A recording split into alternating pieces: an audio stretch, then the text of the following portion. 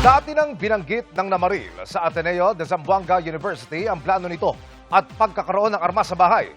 Ayon po yan sa kanyang kaeskwela na nagkakalang nagbibiro lamang ito.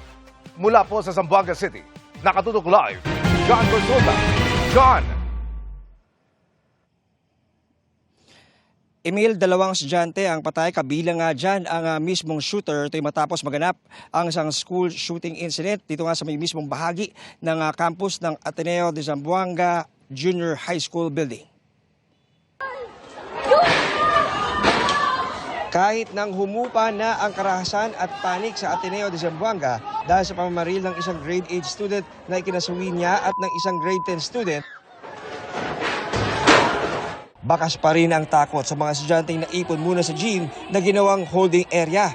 Dito muna sila binantayan habang isa-isang inilalabas para masundo ng kanilang mga magulang na takot din. Maya't maya rin ang pasok ng ambulansya.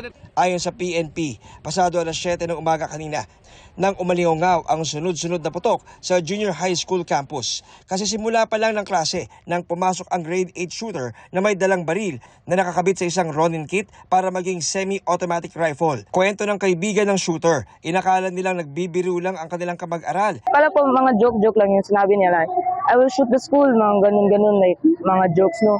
Pero baka science na yun po ata, tapos may mga jokes pa na may baril po siya sa bahay. We are deeply saddened by this incident this morning. We are confirming that there are 2 fatalities. We are in the process of working with the police. Ayon sa Cybercrime Investigation and Coordination Center, mahigpit nilang minomonitor ang mga aktibidad sa social media.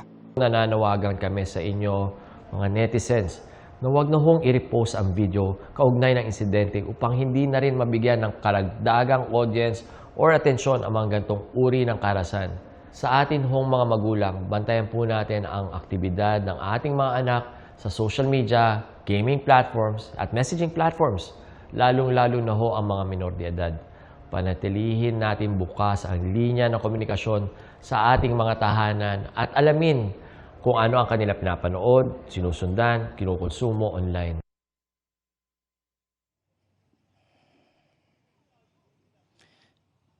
Emil, bukod nga sa LGU ay nagpunta rin dito sa Ateneo si Senator Robin Padilla na binigyan ng briefing sa nangyari. Nagtayo na ng Special Investigation Task Group ang Police Regional Office 9 para nga imbestigahan ang nangyaring pamaril. At Emil, na-turn over na sa pamilya ang labi ng estudyanteng shooter habang tinututukan naman ang mga estudyanteng nasugatan sa naganap na insidente. Yan na litas mo narito sa Zamboanga City. Balik sa iyo, Emil. Maraming salamat, John Consulta.